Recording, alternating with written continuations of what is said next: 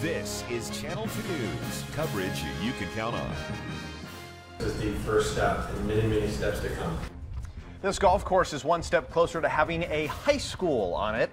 The RSCVA voted today to move forward, but not everyone is excited about these plans. That is tonight's Channel 2 News Big Story at 5:30. Yeah, we first told you about the possibility of the high school coming to that area last month. Good evening, I'm Landon Miller. I'm Kristen Remington. Thanks for keeping it here tonight. With Reno Sparks and Washoe County on board, the plans still require approval from the Reno Sparks Convention and Visitors Authority. Ryan Canaday was at that board meeting today. He joins us now here in the studio with more. Ryan, what happened? Well, Kristen, the Washoe County School District presented what would need to happen to build a new school here at Wildcreek, and then there was some public comment after that. There was those who spoke about who want to build a new high school right here at Wildcreek, cutting the golf course in half, and then of course there were those who want to keep the golf course the way it is.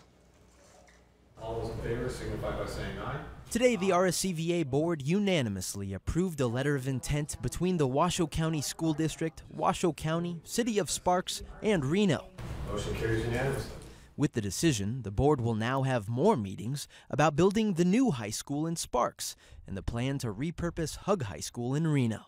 You don't want to spend taxpayer money that was through the WC1 unless we really know that the community really wants to go forward with this project. But today's decision didn't come before a heated discussion between community members. It's not just a golf course, it's a sanctuary. Golf is a luxury and education is a necessity. You're pushing the sound out in that direction. Our students are our future, and we fail to see that.